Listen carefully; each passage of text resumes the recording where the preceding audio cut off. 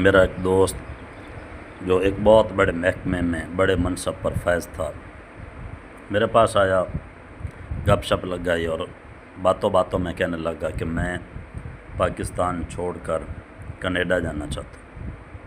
میں نے اسے پوچھا، یار اتنا بڑا محکمہ اور اتنا بڑا تیرا منصب ہے، تجھے کیا ضرورت ہے پاکستان اپنے ملک کو چھوڑ کر دوسرے ملک میں جانے کی؟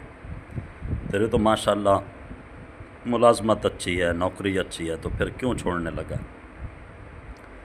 تو کہنے لگا کہ میں بدقسمتی سے دیانتدار واقع ہوا ہوں اور ہر وقت بددیانتی کے خلاف میری آواز اٹھتی ہے۔ اس کا نتیجہ یہ نکلا ہے کہ سارا محکمہ میرے پیچھے پڑ گیا ہے۔ ہو سکتا ہے کہ کسی وقت وہ چاند جھوٹے مل کر الٹا مجھ پر رشوت کا کوئی مقدمہ بنا دیں اور مجھے جیل جانا پڑے۔ اس لیے عزت اسی میں ہے کہ میں ملک چھوڑ کر جاؤں۔ اور واقعی یہ دردناک کہانی ہے کہ اس سرزمین پاک میں کچھ ایسے محکموں میں ایسے لوگ بھی ہیں کہ جن میں دیانتداروں کی کوئی گنجائش ہی باقی نہیں ہے۔ یہی وہ محکمے ہیں کہ جن کے حکام ملک میں بددلی اور انتشار پھیلا رہے ہیں، اور یہ انتشار دن بدن بڑھ رہا ہے۔ لوگوں کی محبت ملک اور ملت سے کم ہو رہی ہے۔ ہر چار سو ایک اضطراب سا محسوس ہو رہا ہے۔ اب بددلی جو ہے وہ نفرت میں بدلتی جا رہی ہے، اور اگر اس نفرت نے کہیں انتقام کی صورت اختیار کر لی تو پھر پاکستان کا خدا حافظ ہے۔ اس لیے بددیانت افسروں اور اہلکاروں، کیا تم نے اس ہولناک انجام پہ کبھی غور کیا؟ کیا تمہیں ان لاکھ بیواؤں اور یتیموں کی چیخیں سنائی دیتی ہیں جو مستقبل کی قتل گاہوں سے اٹھ رہی ہیں؟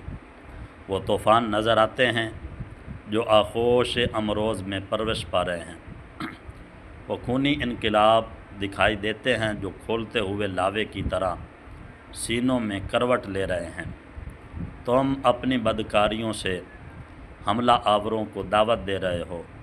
تم انقلاب کے سوئے ہوئے خونی کھیل کو جگا رہے ہو، اور تم جہنم کو بلا رہے ہو۔ خدا کے بندوں، اتنا تو سوچو کہ اگر عوام کا رشتہ محبت وطن سے ٹوٹ گیا تو پھر اس وطن کی حفاظت کون کرے گا؟ اور یہ بھی سوچو کہ اگر تمہاری وجہ سے عوام کی ضروریات رک گئیں، ان کی مشکلات بڑھتی گئیں اور ان میں اضطراب پیدا ہو گیا تو پاکستان سے ان کا رشتہ محبت اور عقیدت کیسے قائم رہے گا؟ سنو اور کان کھول کر سنو کہ ہر قوم کا زوال محض اس لیے ہوا تھا کہ حکمران طبقے کی عیاشیوں، حرام خوریوں، بے نیازیوں اور بدکاریوں نے عوام کو پورے ملک سے متنفر کر دیا تھا، اور وہ لوگ اپنی نجات دوسروں کی غلامی میں سمجھنے لگے تھے۔ اب تاریخ اٹھا کے دیکھیں اور پڑھیں، تمام اقوام کے حالات، مصریوں، ایرانیوں، مغلوں تک، آپ کو ان کے زوال کی صرف ایک وجہ ملے گی۔ وہ کیا وجہ تھی کہ عوام میں بے چینی پیدا ہو گئی۔